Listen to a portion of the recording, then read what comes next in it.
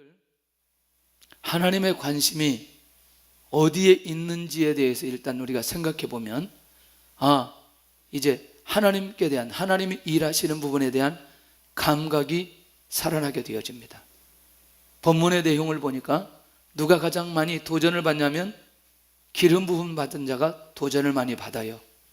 그런데 하나님의 관심은 누구에게 있느냐? 기름 부음을 받은 자에게 하나님이 관심을 갖는 겁니다. 할렐루야. 결국 뭐냐? 다윗 왕, 예수 그리스도 안에 있는 모든 사람들이 하나님의 관심 안에 있다는 거죠. 이건 굉장히 중요하죠.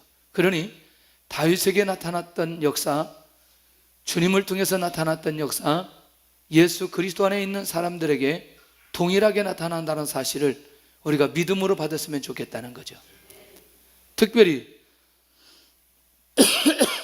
기름 부은 자들에게 이방 나라들이 분노하기 시작합니다. 마음속에 원한이 있는 것들을 표출하는 행위입니다. 이게 분노라는 게. 특별히 조금 더 가보니까 이 사람들의 느낌들을 보면 불만을 토로하며 광분하는 모습을 이방 나라들이 분노할 때 나타나는 모습이라는 거죠.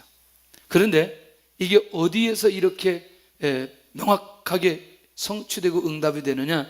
주님을 십자가에 못 박아 없애버릴 흉계를 꾸밀 때 결국 주님이 실체로 이것들을 경험하게 되어지고, 어제 우리가 말씀드린 대로 이미 누구도 이걸 경험하게 되고 다윗도 이것을 경험하게 되고, 그래서 어제 깊숙하게 얘기했습니다. 그리스도인들이 고난을 당하는 이유가 무엇일까? 메시아가 고난을 당하는 이유가 무엇일까? 다윗이 고난을 당하는 이유가 무엇일까? 다윗의 고난이 다윗을 대적하는 것이 그대로 끝나지 않고 반드시 다윗을 통해서 하나님께서 보여주시는 게 있다는 거죠. 다윗이 그렇게 대적자들에 의해서 대적을 받은 것처럼 앞으로 오실 누구도, 예수 그리스도도 그렇게 되어진다는 사실을 미리 보여주고 있고, 그리스도인들이 고난당하는 것은 그리스도인들을 통해서 주님을 나타내고자 하는 하나님의 궁극적 계획이 이 안에 있다는 것을 어제 말씀을 드렸습니다. 두 번째는 그 기름 부은 자에게 민족들이 헛된 일을 꾸미고 있는 것을 보게 됩니다. 다윗 왕국의 건설과 하나님의 나라에 대해서 계속해서 그것을 어떤 방법으로든지 무엇하려고, 막으려고. 그런데 너무너무 놀라운 건 이 전략은 절대로 성공할 수 없는 전략임을 분명하게 알아야 되고, 또 우리가 그런 결론을 가지고 가야 된다는 거죠. 아무리 민족들이, 수많은 사람들이 일어나 이렇게 하나님께서 기름 부어서 하나님의 일들을 진행하는 이 나라에 대해서 계략을 갖지만 절대로 이 계략은 성공하지 못한다. 그러면 반대로 보면 누가 성공한다는 얘기예요? 기름 부음 받은 자가 성공한다는 얘기죠. 맞나요? 그러니까 결과적으로 볼 때에 그것들은 결국 어제도 계속해서 말씀드렸던 얘기는 시한부인들, 인간의 한계를 가지고 있는 사람들이 꾸미기 때문에 결단코 이 일은 성공할 수 없는 것을 보게 된다는 거죠. 그러니까 현실과 미래를 착각하는 무리들의 모습, 이해되나 이 말이?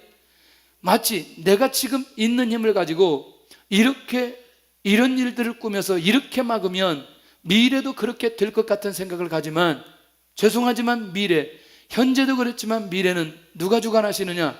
하나님이 주관하신다는 사실을 이들이 모르고 있는 것을 보게 된다는 거예요.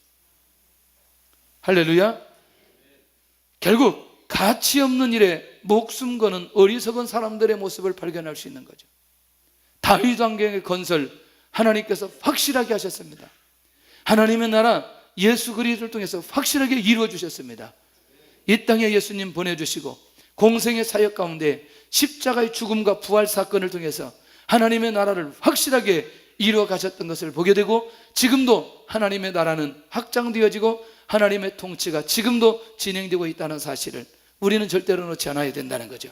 그러니 가치 없는 일에 목숨 걸었던 어리석은 사람들의 결과는 역사적으로 분명하게 우리에게 보여주셨기 때문에 그걸 또다시 설명하지 않아도 된다는 것이죠.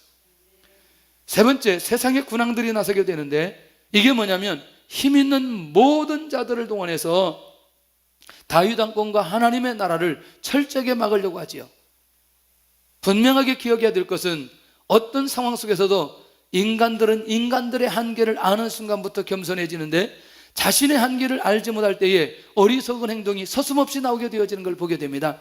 결국 누구에게? 기름 부음 받는 자에게 세상의 군환들이 나온다는 사실을 2절에 그렇게 기록되어져 있습니다. 결국 뭐냐? 하나님의 관심이 어디에 있는지 알지 못하는 자들에게 나타나는 전형적인 모습이라는 거죠. 하나님의 관심이 누구에게 있죠? 기름 부음 받은 자에게. 할렐루야. 하나님의 관심이 누구에게 있죠? 예수 그리스도 안에 있는 자들에게 있습니다. 할렐루야. 복음 때문에 하나님의 영광과 하나님의 나라를 위해서 기도하며 엎드려지는 모든 자들에게 하나님의 관심이 있다는 사실을 기억해야 된다는 거죠. 놀라운 건 이들이 한 가지 모르는 게 있다는 거죠. 기름 부은 자의, 기름 부음 받은 자의 배후에 누가 계시느냐? 하나님이 언제든지 함께 계시고 있다는 이 사실. 이게 놀라운 일입니다. 할렐루야. 그러면서 이 부분의 영적인 감각을 가지고 하나님의 인도를 받아갈 때에 살아계셔서 역사하시는 하나님을 우리도 경험하게 되어지는 것을 보게 됩니다. 너무너무 잘 기록된 게 뭐냐면, 잘 역사적으로 나타난 게 뭐냐면, 하나님께서 여호수아를 부르시면서 꼭 여호수아에게 당부해 주신 거 하나 있습니다. 그 당부해 주신 것 중에 한 가지가 뭐냐면, 두려워하지 말고 놀라지 말고 담대하라, 이 얘기하고 있거든요. 왜 그러냐면 내가 너와 함께 할 거다. 그러니까 가나안 땅 전쟁은 사실은 누가 하시느냐? 하나님이 하시는 것을 보게 된다는 거죠. 할렐루야. 이런 거 어때요? 야구 경기 하는데 결과가 다 나온 경기, 저거 때리면 홈런이야. 별로 느낌이 없네요.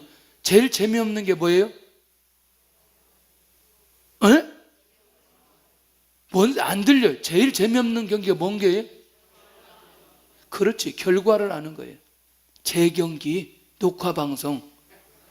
근데 이미 우리는 말씀 가운데 그런 결과를 가지고 가기 때문에 여호수아 1장의 비밀이 얼마나 중요한지를 우리가 이해할 수 있어야 된다는 거죠. 그러니까 아무리 세상에 관왕들이 일어나고 군왕들이 일어나고 열방들이 일어난다 할지라도 하나님의 관심이 누구에게 있기 때문에, 기름 부음 받은 자에게 있기 때문에 절대로 그들의 전략은, 그들의 계획은 성공할 수 없다는 사실을 기억해야 된다는 거죠. 서로 꾀하며 대적하게 됩니다. 하나 되지 못했던 사람들이 하나 된다고 어제 말씀드렸습니다. 한 가지 목적을 위해서 하나 된 사람들, 뭐죠? 대적하기 위해서, 꾀하기 위해서, 도전하기 위해서, 방해하기 위해서. 결국 중요한 건 하나님께서 주신 시간 안에서만 가능하다는 거죠. 맞나요, 이 말? 하나님의 때 가지고 하나님의 시간표가 되어지면 인간의 한계성이 드러나면서 한꺼번에 모든 계획이 무너져 가게 되는 것을 보게 되더라는 거예요. 그들이 아무리 힘이 있어도, 아무리 권력이 있어도 예수 그리스도의 십자가의 부활은 절대로 막을 수 없었다는 것이죠. 할렐루야.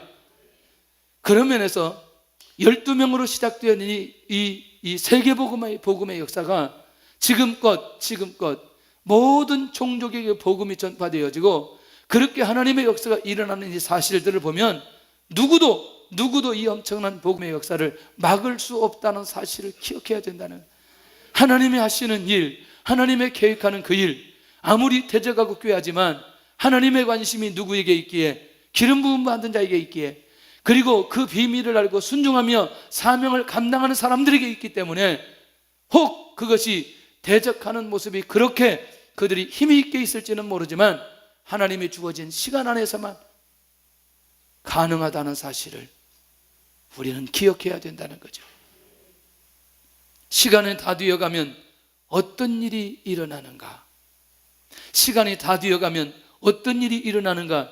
이 부분에서 오늘 우리가 명확하게 결론을 내려야 정말 이 시편 2편이 어느 정도의 비밀이 있는지, 정말 시편 2편을 묵상할 때마다 예수님이 고난당하셔, 예수님이 십자가에 죽으셔, 예수님이 십자가에 죽으심으로 수치를 당하고 그냥 끝나버려 라고 하는 그런 개념으로 시편 2편이 끝나지 않는다는 얘기예요. 할렐루야. 그렇기 때문에 오늘 이 밤에 우리가 반드시 붙들어야 될 내용이 드디어 이 상황을 보고 여호와 하나님이 어떻게 선포되어지는지, 하나님이 뭐라고 말씀하시는지, 하나님이 모든 상황을 어떻게 평정하는지를 우리가 명확하게 살펴볼 필요가 있다는 거죠. 대적받고 대적하고 벗고 공격받는 자를 향해서 뭐라고 말하느냐? 대적을 받고 공격을 받는 누구? 기름 부음 받은 자. 본문에 그러면 누구도 포함되고, 첫째 다윗, 그 다음에 누구? 예수 그리스도, 그 다음에 그리스도 안에 있는 모든 사람들. 너는 내 아들이라, 오늘 내가 너를 낳았도다. 할렐루야. 한번 따라서 합시다. 너는 내 아들이라, 너는 내 아들이라, 오늘 내가 너를 낳았도다. 여러분들, 다윗에게 주신 언약의 성취입니다. 그러면 이 말이 다윗에게 주셨다고 말하는 것도 맞나요? 맞잖아요. 할렐루야. 여러분들, 시간이 지나가면서 조금 더 올라가면 누가 나오죠? 나오미의 며느리 룻이 나오지요. 그리고 또 누가 나오지요? 보아스가 나오지요. 할렐루야. 비밀이 있죠. 비밀이 있죠. 왜 룻기에서 그대로 끝나지 않고 룻과 보아스를 연결시키는지, 결국 누구를 이어지게 지금 만들고 있죠? 그 역사는?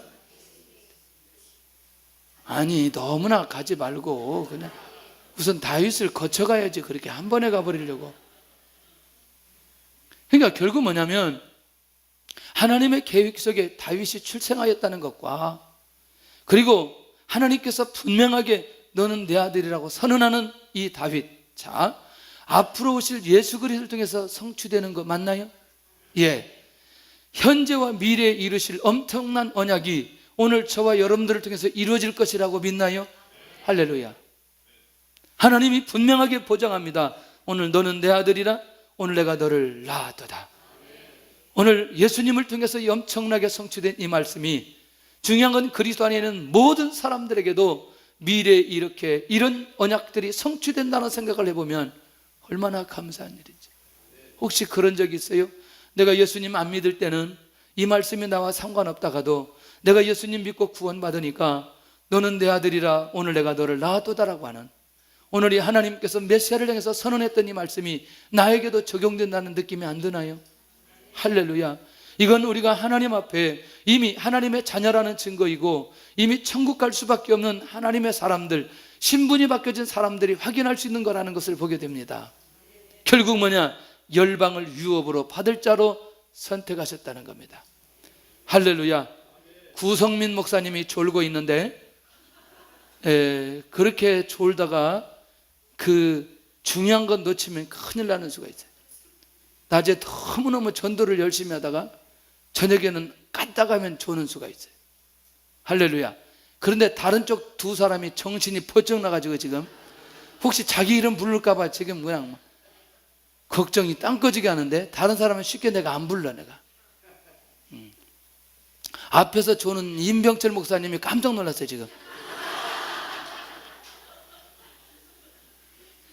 너무너무 재밌어요. 사역자들이 존다는 게 이해는 되죠. 어젯밤에도 뭐 저기 갔다 오고, 뭐 어제 장례식 갔다 오고, 오늘 또 갔다 오고. 자, 우리 교회 같은 교회가 없죠. 개정의 정은 있어요. 왜냐하면 애쓰다가 조는 건 어떡할 수가 없기 때문에. 자, 결국 뭐냐? 절대로 버리지 않고 함께 하시겠다. 절대로 버리지 않고 함께 하시겠다. 할렐루야. 기억하시기를 바랍니다. 1절에서 6절까지 상황과 7절에서 12절까지 상황이 완전히 다른 거죠. 맞나요? 대부분 우리는 1절에서 6절까지만 인용하는 것을 보게 된다는 거죠. 예수님 믿는 사람들 고난당하고 어려움당하고 대적하고 영적인 도전받고 계속 이런 얘기들만 계속 하는데, 중요한 건 7절부터 진행되어지는 여호와 하나님의 말씀의 선포를 반드시 살펴볼 필요가 있다는 얘기예요. 그걸로 끝나지 않는다는 거죠. 그리스도인들이 고난당하고 주님이 고난당하고 다윗이 고난당하는 그것이 절대로 고난으로 끝나지 않는다는 사실을 기억해야 된다는 거예요. 내게 구하라. 2장 8절입니다. 내가 이방 나라를 내 유업으로 주리니 내 소유가 땅 끝까지 이르리로다. 할렐루야. 아니, 아까 그렇게 도전받고 공격을 받고 일어설 수 없는 상황 속에 있었던 상황이 바로 이전 상황 같은데 하나님께서는 이렇게 선포합니다. 내게 구하라. 내가 이방 나라를 내가 유업으로 주겠다. 내 소유가 땅 끝까지 이르리로다. 하나님께서 세우신 왕을 축복하신 증거, 오늘 2장 8절입니다. 누구? 기름 부음 받은 자.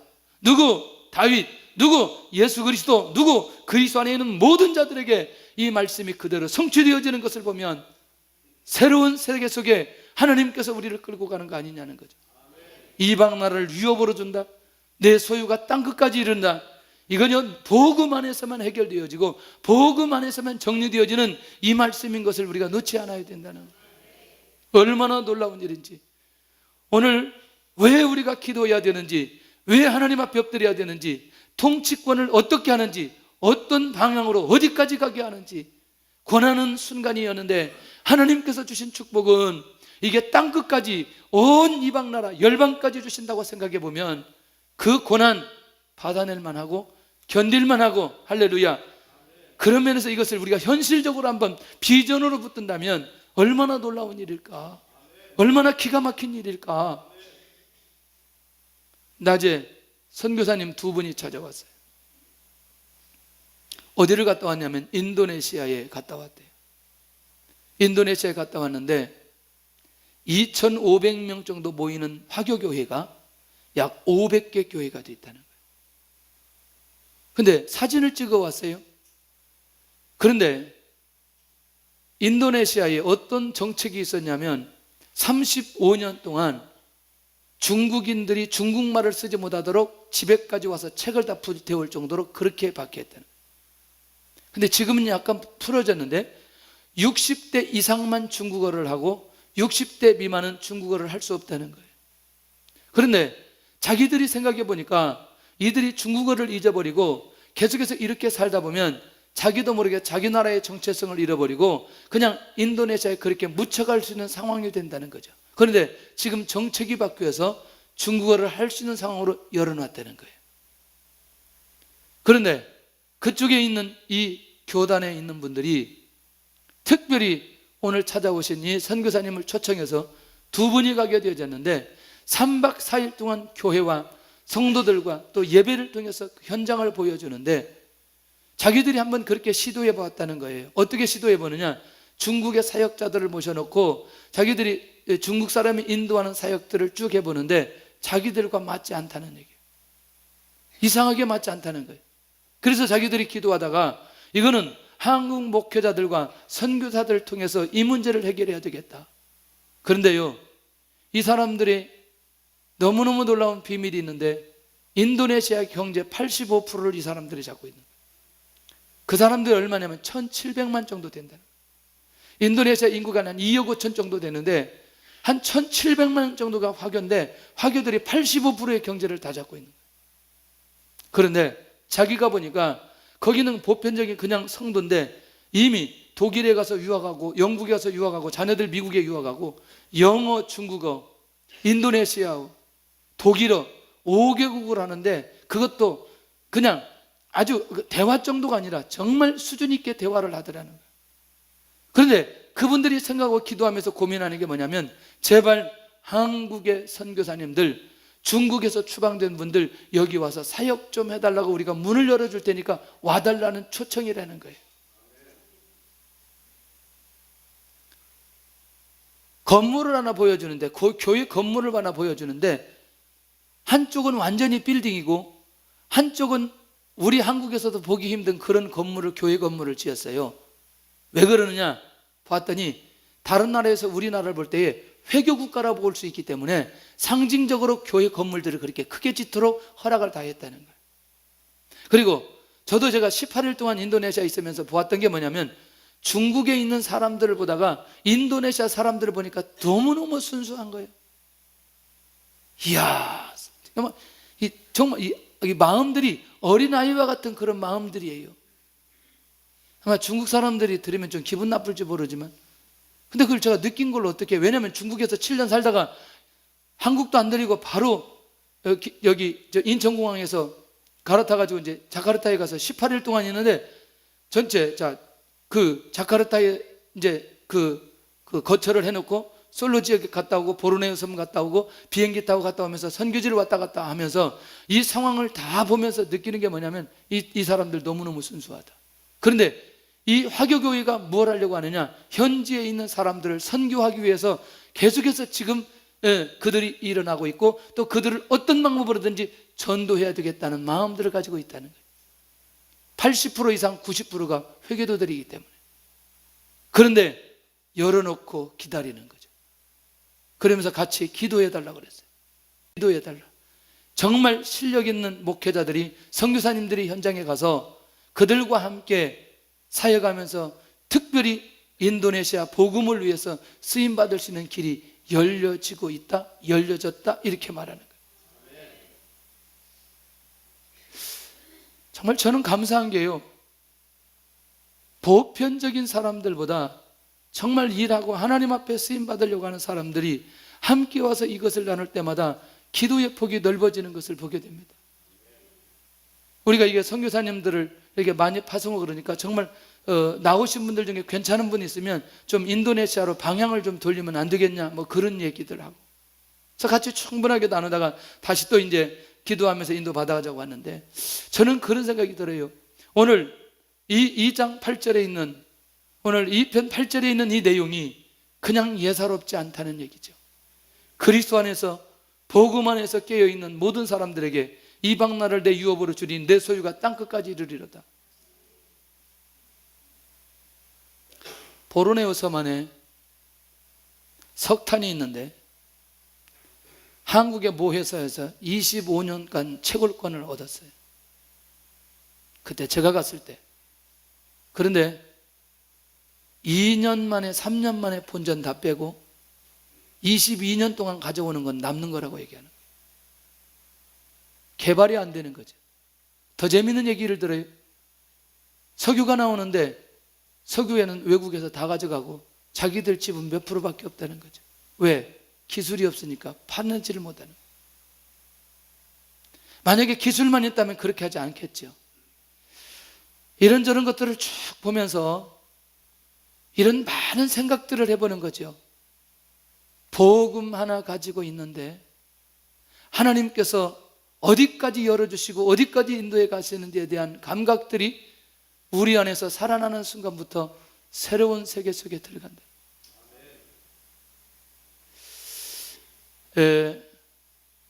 워낙 좁은 나라에서 살다 보니까 그 세계 다른 나라 얘기하면 우리는 잘 감이 안 옵니다. 한 번씩 가서 확인해보고 느껴보고 경험해보면 우리나라가 얼마나 좁고 또 우리가 해야 될 일이 얼마나 많이 있는지를 알 수 있습니다. 자, 여러분들, 결국 그 결정적인 과정 속에 무엇을 주시느냐? 내게 구하라. 뭐죠? 구하는 과정을 주신다는 거죠. 그런 면에서 이렇게 구하게 되어질 때 하나님의 나라 지경을 하나님께서 말씀하시고 넓혀주신다. 이미 다 주셨어요. 하늘과 땅의 모든 권세를 누구에게 주셨으니? 내게 주셨으니. 내게가 누구예요? 예수 그리스도에게 주셨어요. 결국 뭐냐? 기도와 기도의 지경과 성도들의 지경, 하나님의 말씀 붙들고 사는 사람들의 지경이 어떤 지경을 주시는가에 대해서 명확하게 우리에게 보여주고 있습니다. 마음이 갈 수 있습니다. 기도가 어디든지 갈 수 있습니다. 그런데 무엇으로 갈 수 있느냐? 하나님 앞에 구하면 그렇게 길을 열어주시고 은혜를 내려주시는 것을 보게 된다는 거예요. 어제 어느 분 만났는데, 우리 교회 분이 아닌데 만나서 대화를 나누는데 기도가 막혀서 기도가 잘 안 된다는 거예요. 왜 그럴까? 간단합니다. 자꾸 자기 문제만 놓고 기도하는 거거든요. 근데 진짜 기도가 막힌 분들은요, 타인을 놓고 한번 기도하기 시작해 보세요. 어려운 나라를 놓고 한번 기도 한번 해보기 바랍니다. 어려운 사람들을 놓고, 구원받지 못한 영혼들을 놓고 그 기도할 때 진짜 내 안에 애통하는 마음 생길 때 한순간에 기도의 문 열리면서 자기 문제 해결되어지기 시작하면서 내 안에 기쁨이 오기 시작하면서 영적인 감각과 감격을 누리기 시작하게 되어지는데, 하나님께서 기도의 지경을 넓히기를 원하는데 마음을 찢지 않으니까 기도가 넓혀지지 않는 거죠. 기도가 넓혀지지 않으니까 하나님께서 이방 나라 열방을 유업으로 주기를 원하지만 결국 우리 스스로 막아버리는 것을 보게 된다는 거예요.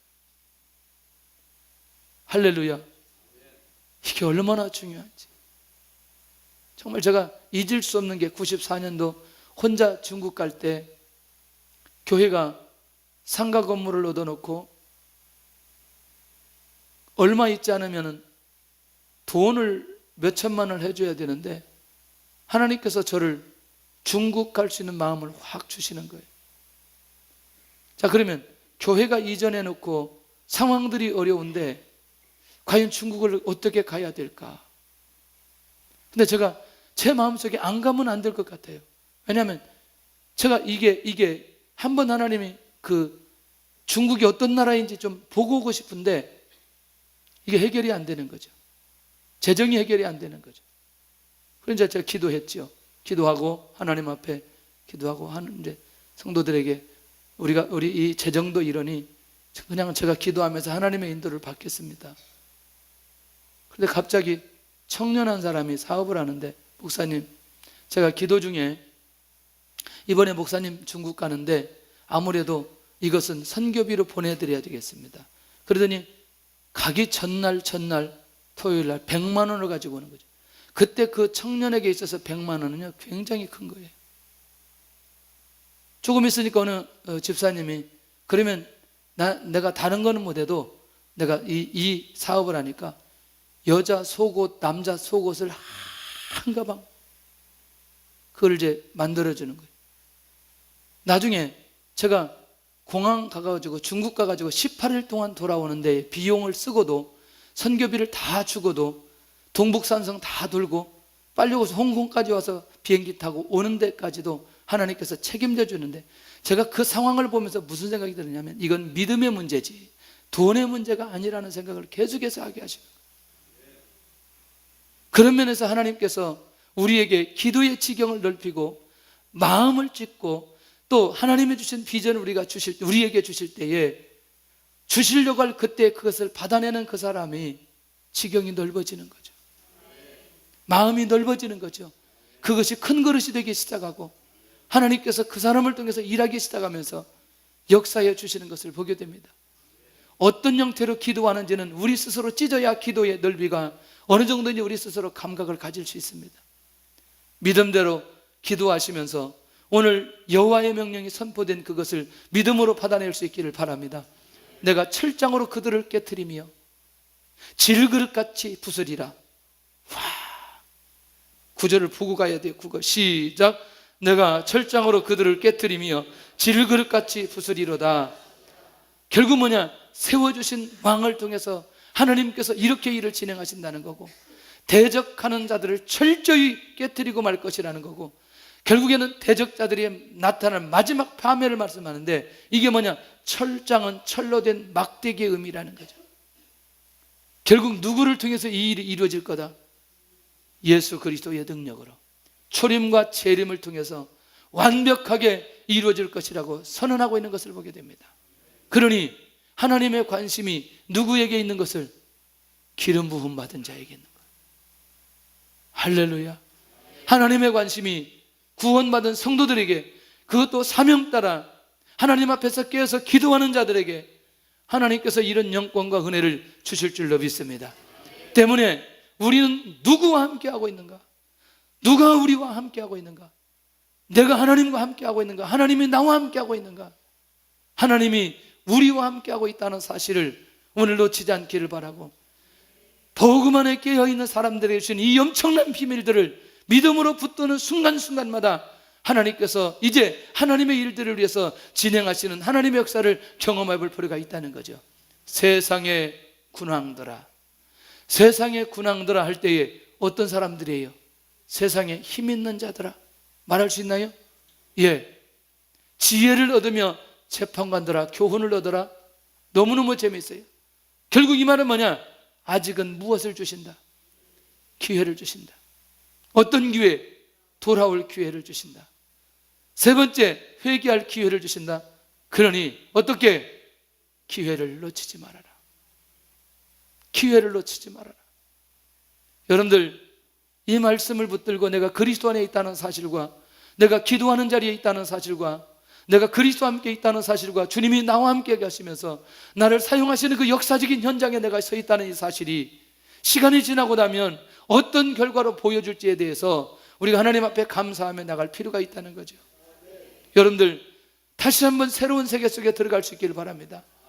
새로운 세계 속에 들어갈 수 있기를 바랍니다. 세상에 힘 있는 자들을 향해서 여호와께서 선포하시는 그 말씀에 대한 감각이 우리 안에 살아나야 돼요.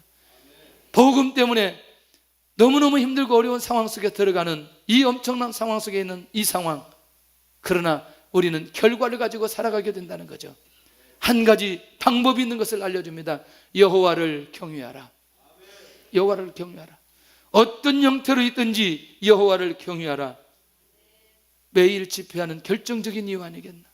여호와를 섬기라. 우리가 하나님의 주신 사명 때문에 그것을 감당하고 하나님의 인도 받아가는 그것이 우리 안에 여호와를 섬기고자 하는 마음이 살아있을 때에 가능한 게 되어지는 것을 보게 됩니다. 충성하는 자들에게만 나오는 거라는 거죠. 여호와 앞에 떨어라. 겸손해야 될 이유. 왜 그러는지 알아야 된다는 거죠. 왜? 할렐루야. 이렇게 돌아오지 않으면 어떻게 되기 때문에? 하나님의 심판이 눈앞에 다가왔기 때문에. 여호와 앞에서 즐거워하여라. 다시 한번 하나님께서 기회를 주며 경외하라, 섬기라, 떨어라, 즐거워하라. 혹시 400일을 시작하면서 마음에 기쁨이 오는 분들이 있을 거예요.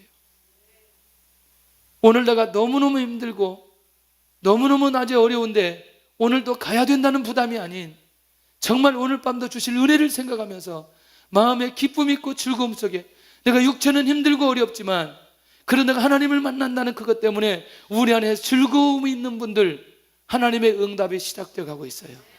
하나님의 역사가 시작되어 가고 있습니다. 할렐루야. 이건 놀라운 일이에요. 죄송합니다. 여러분들, 결혼하기 전에 데이트할 때 데이트하러 가려고 마음만 먹어도 기분이 좋아요, 안 좋아요? 좋아요.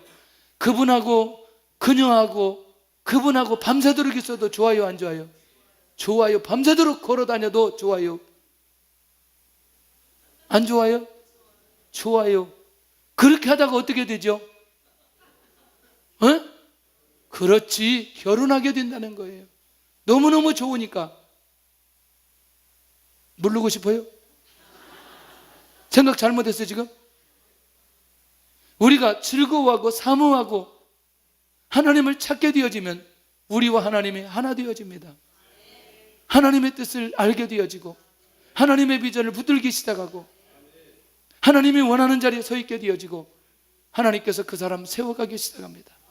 하나님은 그 사람 응답 주기 시작하고 이제 새로운 역사 속에 그를 끌고 가는데, 지금까지 한 번도 가보지 못한 길을 하나님께서 끌고 가시면서 그에게 복이라고 하는 것, 은혜라고 하는 것, 기적이라고 하는 걸, 응답이라고 하는 것을 주시면서 하나님께서 인도해 가시는 것이라면 얼마나 감사한지. 그의 아들의 입맞추라. 그럼 누구와의 관계예요? 예수 그리스도와의 이 관계를 절대로 놓치지 않아야 된다. 이 끈을 절대로 놓치지 않아야 된다는 거예요. 왜? 하나님의 관심이 누구에게 있기 때문에? 기름 부은 반자에게 있기 때문에. 회복은 누구를 통해서만 주어진다? 예수 그리스도 아들을 통해서만 주어진다는 사실을 명확하게 밝히고 있는 것을 보게 됩니다. 지금 고난 중인가? 주님 때문에 고난당하나? 아닌가? 하나님은 아들의 관심이 많으십니다. 뿐만 아니라 주님 때문에 사는 자들에게 관심이 많으십니다. 할렐루야. 할렐루야. 하나님은 아들을 확실하게 세워주셨습니다. 그러니 그 아들을 사랑하고 그 아들을 믿고, 할렐루야, 그 아들의 이름으로 기도하고, 그걸 하나님이 너무너무 좋아하시는 거예요. 다른 길은 없지만 그 아들 예수 그리스도를 통해서만 하나님께서 모든 것을 쏟아 부어주시기로 작정하셨다는 거죠. 그리고 그 아들에게만 모든 것을 맡겨주셨습니다. 오늘도 이 감각이 우리 안에 살아있으면 주님에게 집중하게 되어지면서 주님의 은혜가 임하기 시작하면서 새로운 세계 속에 들어가게 되는 줄로 믿습니다. 힘들고 지쳐 찬양하겠습니다.